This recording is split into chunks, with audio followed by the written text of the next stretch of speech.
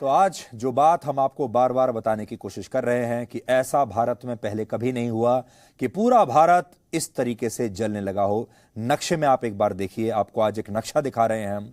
ये भारत का नक्शा है और इसमें 14 राज्यों में आज एक साथ, एक दिन, एक समय पर एक धर्म के लोग सड़कों पर विरोध प्रदर्शन के लिए उतर आए। और ये विरोध प्रदर्शन शांति मार्च नहीं थे, शांति पूर्वक विरोध प्रदर्शन नहीं थे। इनमें हिंसा हुई है, तोड़फोड़ हुई है, आगजनी हुई है, पुलिस पर हमला हुआ है, पुलिस के लोग घायल हुए हैं और आम नागरिक भी घायल हुए हैं।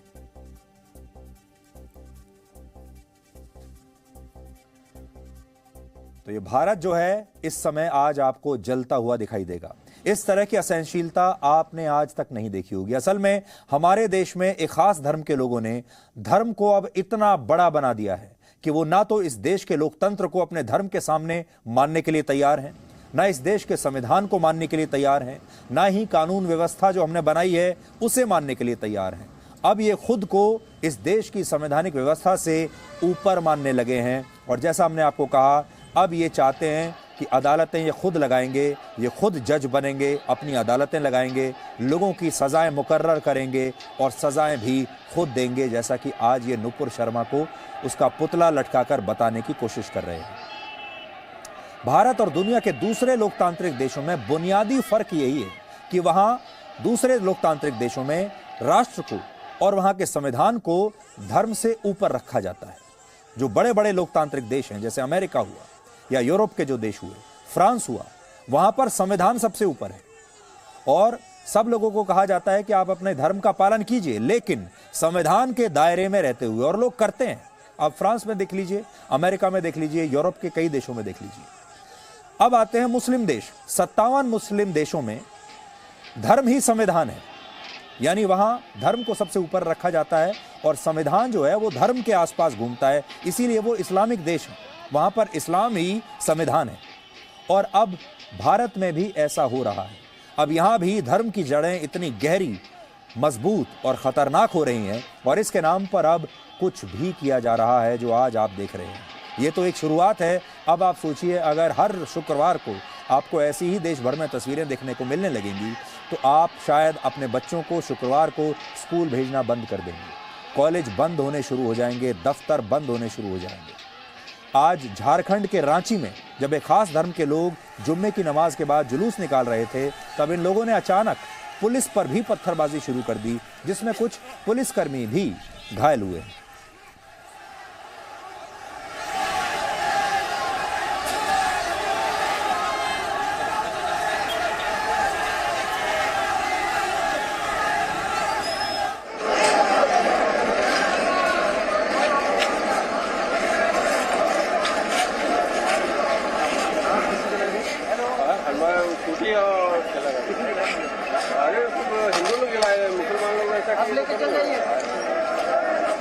आज बस आप देखते जाइए, आप देखते देखते थक जाएंगे, लेकिन ये तस्वीरें खत्म नहीं होंगी, शहर खत्म नहीं होंगे, राज्य खत्म नहीं होंगे। महाराष्ट्र के सोलापुर में भी आज इतना विशाल प्रदर्शन हुआ कि सड़कों पर पैर रखने की जगह नहीं थी और इस प्रदर्शन में 5000 से ज्यादा लोग शामिल हुए और ये सभी लोग एक ही मांग कर रहे थे कि पैगंबर मोहम्मद साहब का अपमान करने वालों को फांसी होनी चाहिए, उससे कम नहीं।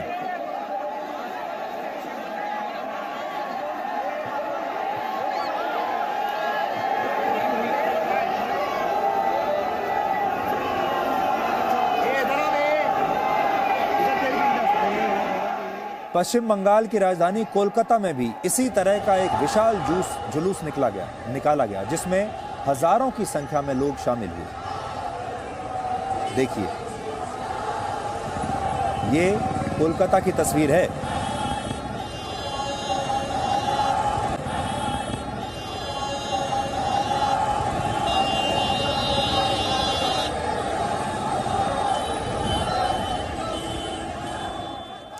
और भारत की राजधानी दिल्ली की जामा मस्जिद के बाहर भी आज इस मुद्दे पर काफी हंगामा हुआ है, विरोध प्रदर्शन हुए हैं, नारेबाजी हुई है।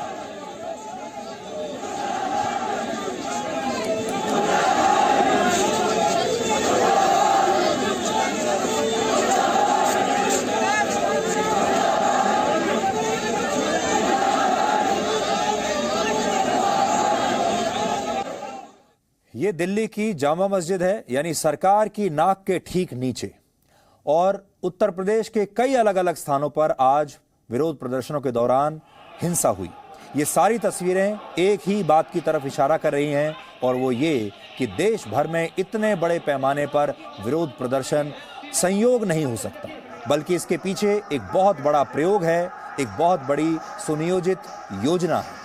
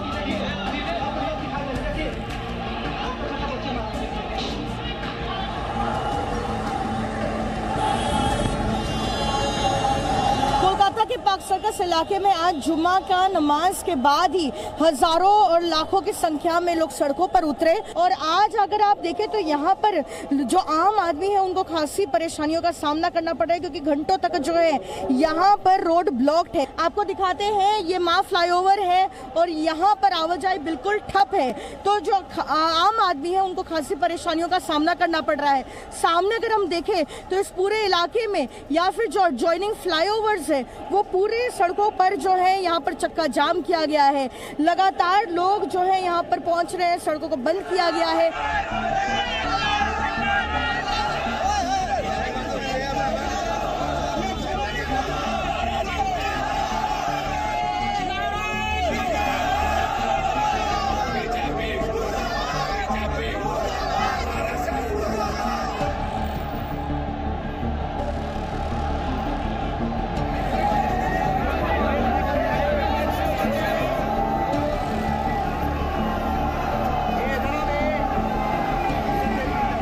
हर व्यक्ति की फोटो आ जाती है, फोटो से जो है पहचान भी हो जाती है।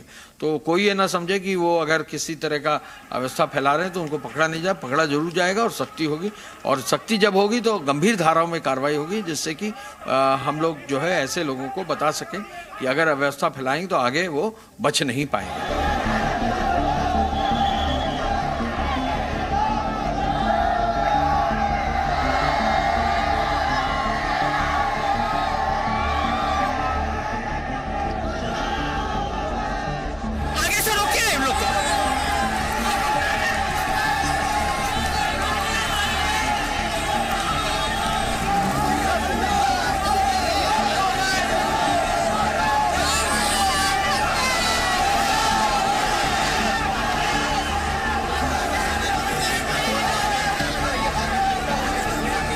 वापस उनको खदेड़ा जा रहा था तो कुछ एक दो दुकानों पे उन्होंने लूटपाट करने का प्रयास किया। कुछ जो वाहन खड़े थे उनको पलटने का प्रयास किया। उसी समय लाठीचार्ज हुआ, सबको डिस्पर्स किया गया।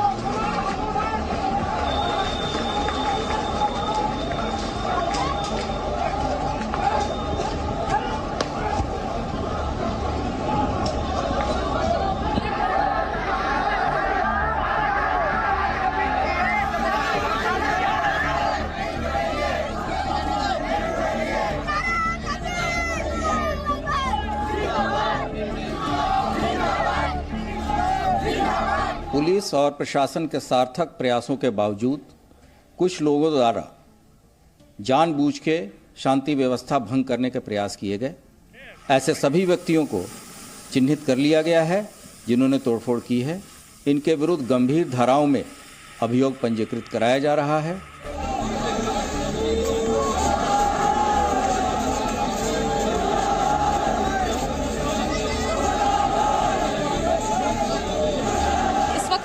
पे ये गेट नंबर 1 है जामा मस्जिद का, उसके ठीक बाहर यहाँ पे इस वक्त भीड़ है। फिलहाल जो पुलिस है वो पहुंच चुकी है और इन्हें यहाँ से हटाया जा रहा है।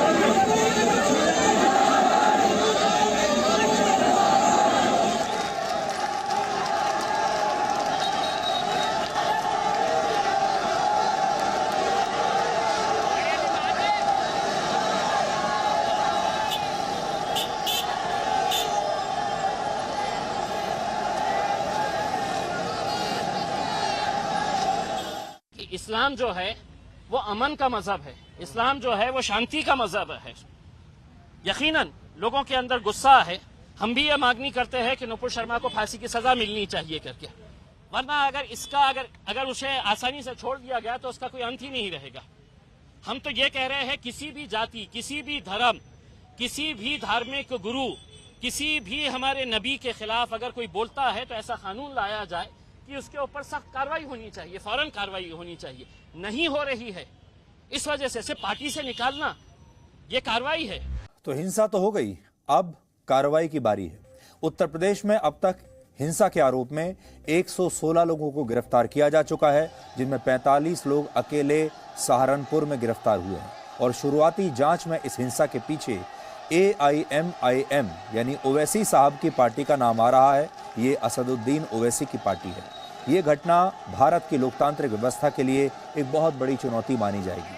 आज तेलंगाना में एक ऐसे ही जुलूस के दौरान प्रदर्शनकारियों ने भारत के तिरंगे के साथ भी छेड़छाड़ की है और इन लोगों ने तिरंगे के बीच में अशोक चक्र को हटाकर वहां पर अशोक चक्र की जगह इस्लामिक कलमा लिख दिया।